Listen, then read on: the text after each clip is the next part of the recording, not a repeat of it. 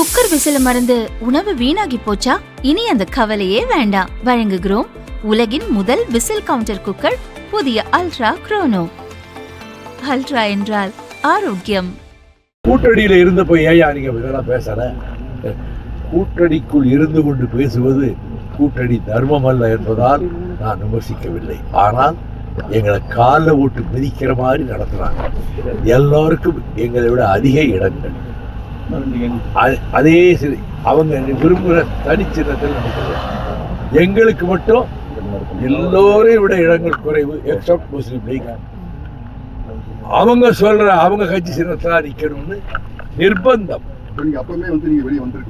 எப்படி வெளியே வந்து நான் தேர்தலை புறக்கணிக்கலாம்னா எலெக்ஷன் கமிஷனை புது ரூல் போடுறாங்க. ஒரு தேர்தலில் போட்டியிடாவிட்டால் கட்சியின் ரெஜிஸ்ட்ரேஷனை கேன்சல் பண்ணிடணும்னு 3 மாதத்துக்கு முன்னாடி ஒரு ரூல் கொண்டு வந்தாங்க. இல்லைன்னா நிச்சயமாக இதுக்கு முன்னாடி ஒரு தடவை முடிவெடுத்த மாதிரி வெளியே வந்து எலெக்ஷன் நிற்காம இருக்கலாம்ங்கிற ஒரு யோசனை வந்தது. ஆனால் எலெக்ஷன் கமிஷன் வந்து ரெஜிஸ்ட்ரேஷனே ரத்து பண்ணிடுவோம்னா அதனால் அந்த முடிவு எடுக்க முடியலை. அந்த கட்டத்தில் இனி இதை சகித்து கொண்டு நீடிக்க வேண்டியதான் அப்படிங்கிறதும் கட்சியில் இருக்கவங்க எல்லாம் வேதனைப்பட்டு போகிறாங்க. பொதுக்குழுவில் வெடிச்சிட்டாங்க. பொதுக்குழுவில் 1400 பேர் பொதுக்குழுவில் கலந்துட்டாங்க.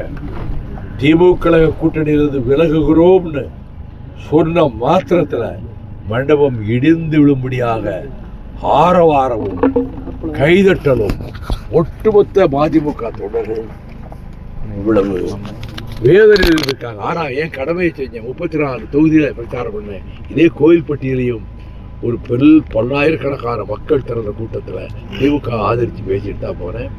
பக்கத்தில் இருக்கக்கூடிய சாத்தூரில், தங்கந்தரசு தொகுதியில், பல தொகுதிகளில் போய் நான் திமுக கூட்டணி தர்மத்துக்காக நான் பிரச்சாரம் செய்தேன். நான் சும்மா இருக்கலை. அதே நேரத்தில் நம்மை சுயமரியாதையும் தன்மானத்தையும் இனிமேலாவது காப்பாற்றிக்கணுங்கிறத வெளியே வந்துட்டோம். இப்போ நாங்கள் கூட்டணியில் இருக்கிறோம். தாவேகா தலைமையிலான கூட்டணியில் மதிமுக இடம்பெற்றிருக்கிறது. அந்த முதல் கூட்டத்துக்கு எனக்கு அழைப்பு வந்தது. போய் கலந்துக்கிட்டே கருத்தை சொல்லிட்டு இருக்கிறேன். அந்த கூட்டணிலாம் இருக்கிறோம். சொன்னா செய்வேன்.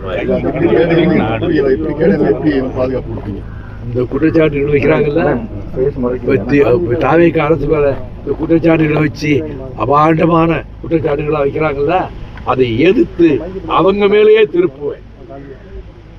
என்னால் முடியும். அதைத்தான் கேடயமாக கவசமாக இருப்போம்.